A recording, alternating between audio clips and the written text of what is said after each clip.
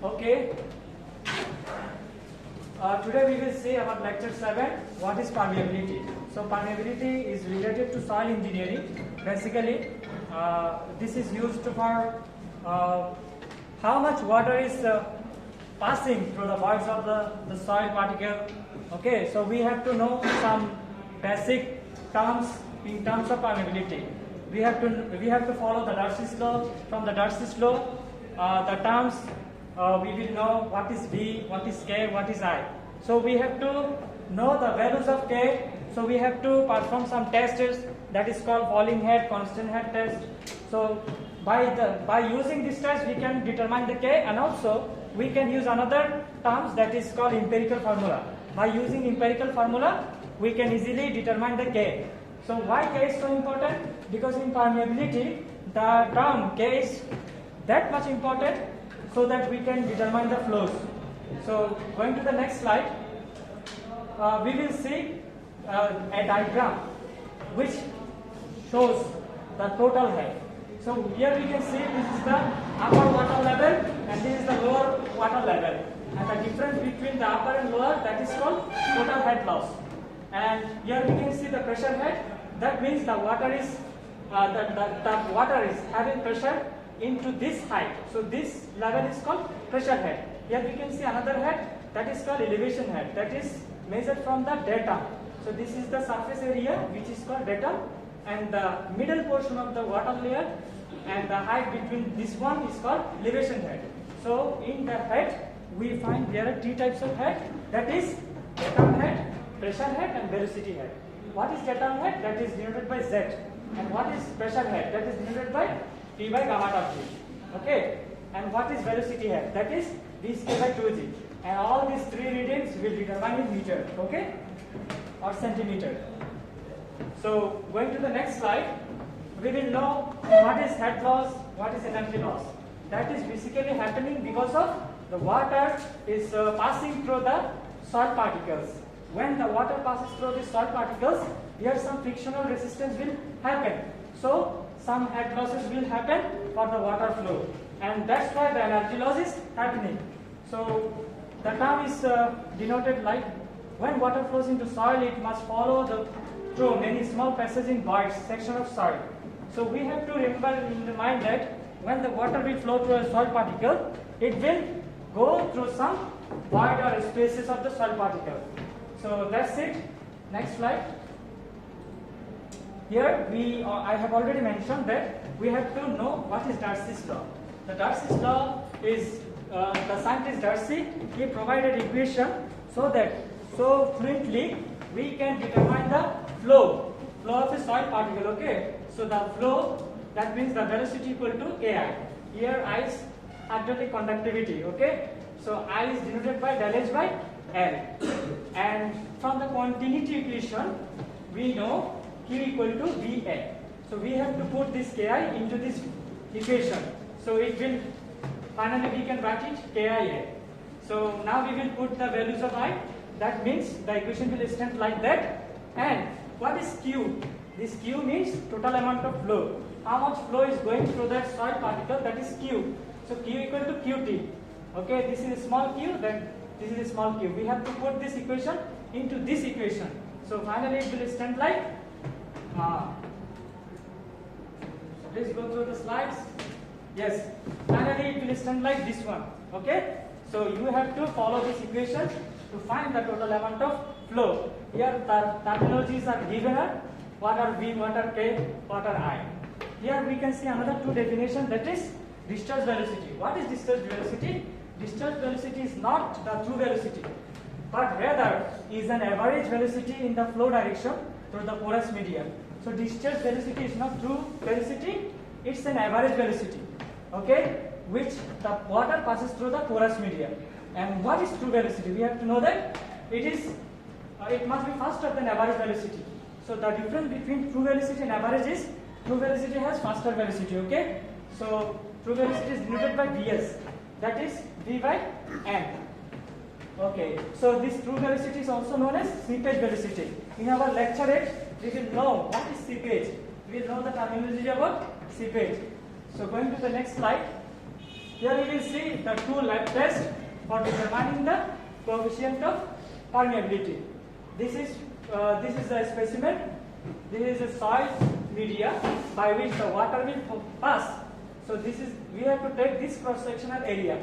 So this is the total length of soil specimen. The water will flow from this portion and this will finally discharge into this pot. So we have to take how much water is going on this pot in how much time.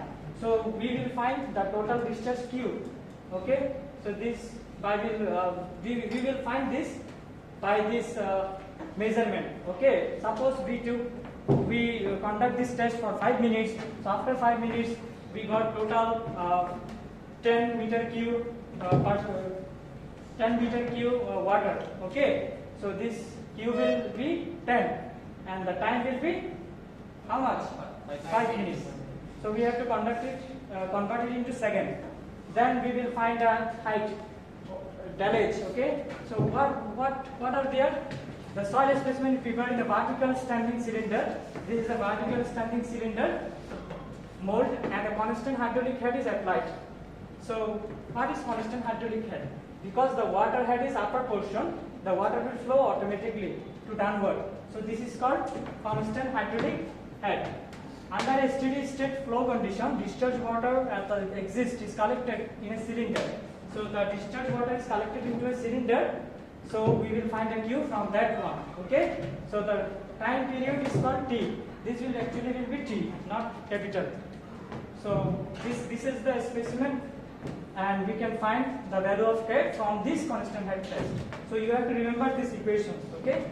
So going to the next slide, we will find another lab test that is called falling head test. So you can find the difference. Basically, the difference between these two things is this figure.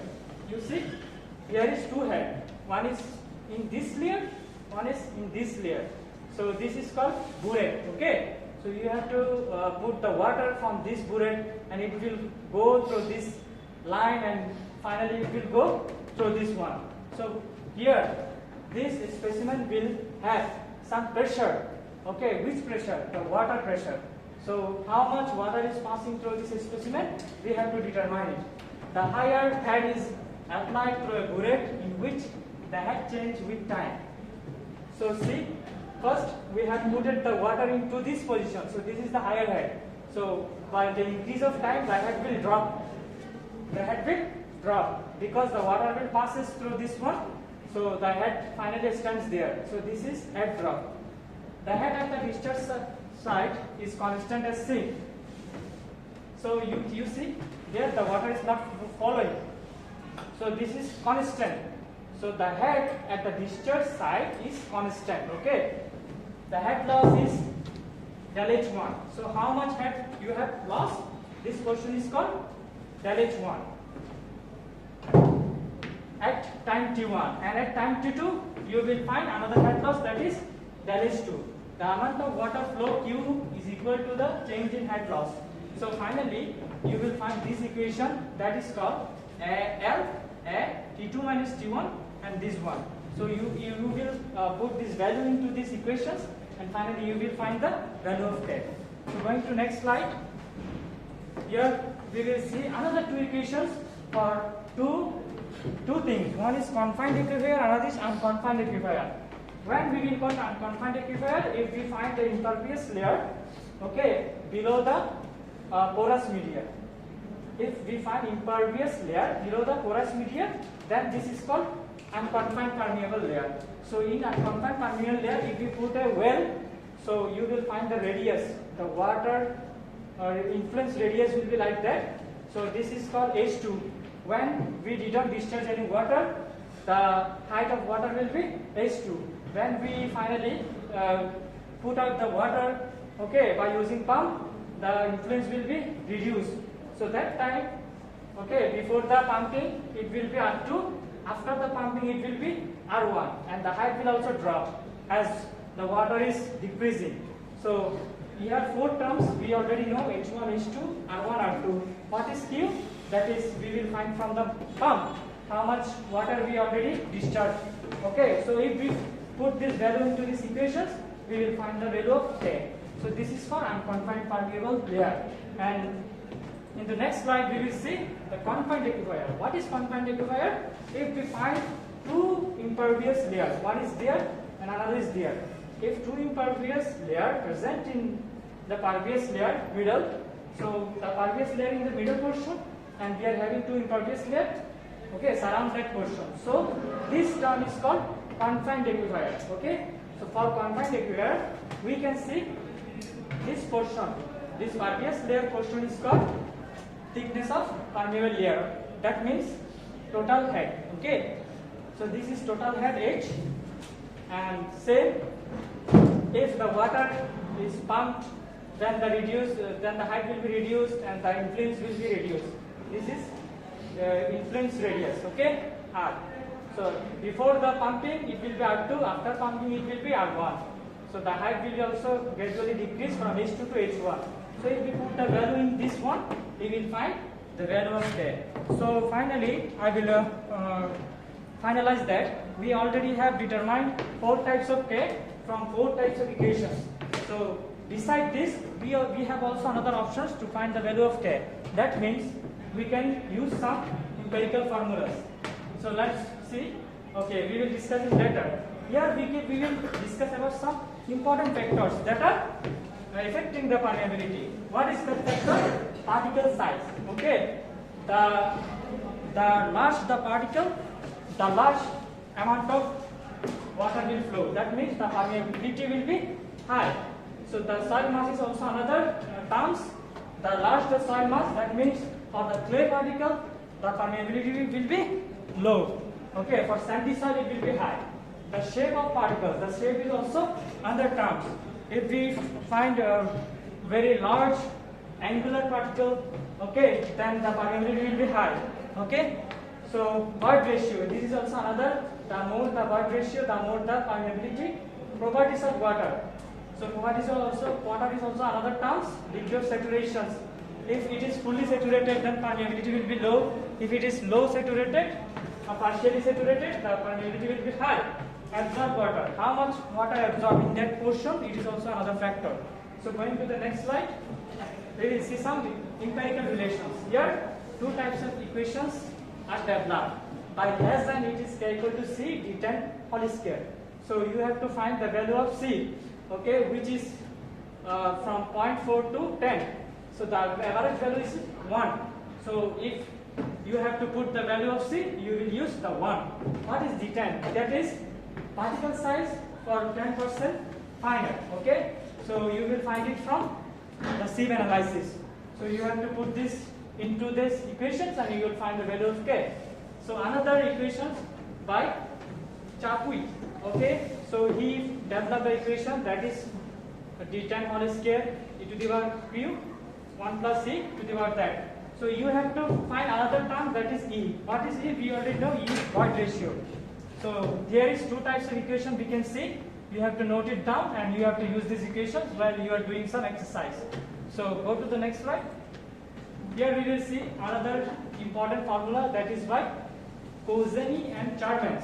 So they developed these equations for finding the value of K. Here mu W is viscosity of water, that is fixed. Here CKC, that means Kozeny-Charmans empirical constant, that is also fixed, which is usually the value of 5. Here SS is a specific surface area per unit volume. Here we can find this SS by using this formula. Okay, SF del D, DFF. So what is DFF? DFF is called DFF. You will find the DFF from these equations. Okay, what is DFF? DFF equal to 100% sigma F1 by D average. So what is D average? You will find this D average from these equations. So you have to severally apply some equations to find this final SS. Or if I given the value of SS, you can directly put it down through this one.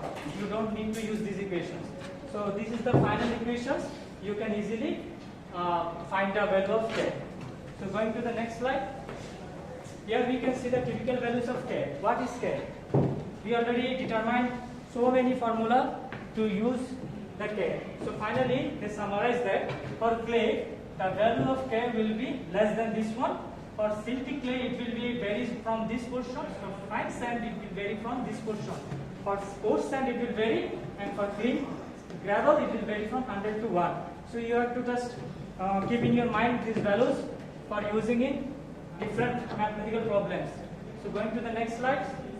Here we will find another two types of K for a vertical flow and also for parallel flow. Parallel flow means the flow direction is through this one. The flow is flowing parallelly. So this is height h1, this is height h2, this is height h3. So here you will find the kh1, kh2, kh3. So what will be the final equation? It will be kh1 into h1, kh2 into h2, dash dash dash, depending on the layer. So you will finally find the value of kh. So if the water flows vertically, then what will happen? So going to the next slide, we will see the equation will just vary.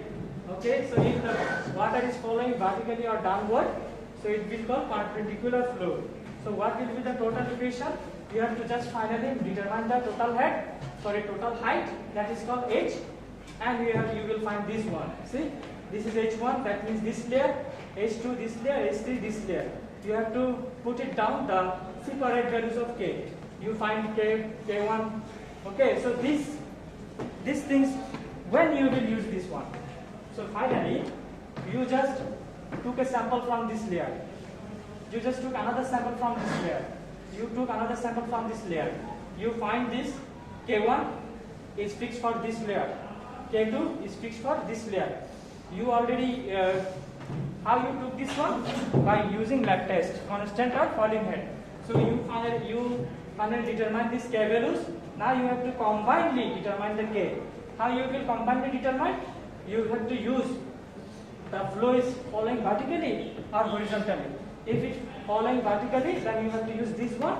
If it following horizontally, then you have to use the previous one. So you have to put these combined equations, the K values in these combined equations, then finally you will find the final K. So these two are the equations for total layer of the soil. So going to the next slide, we will find how the K values differ in the terms of temperature.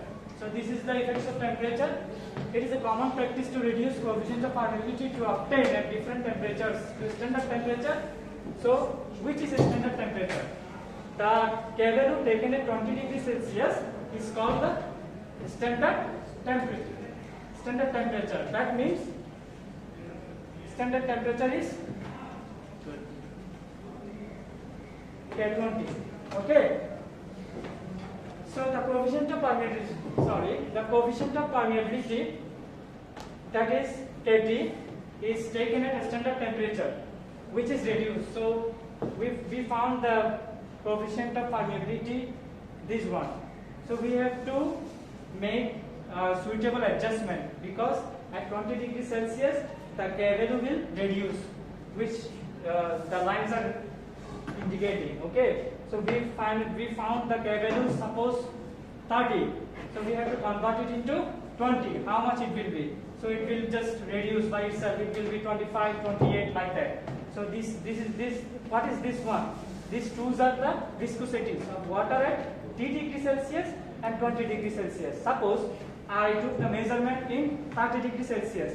Okay, so what will be the values of mu T at 30 degree? We will find it from the chart. So at 30 degree we have to put this one, and for 20 degree we have to put this one. So finally we will find what will be the value of K20. That means the coefficient of permeability at 20 degree.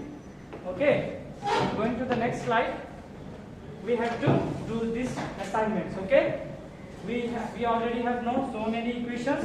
We have to use the equations and we have to practice these examples for our examination. That's it. Thank you very much.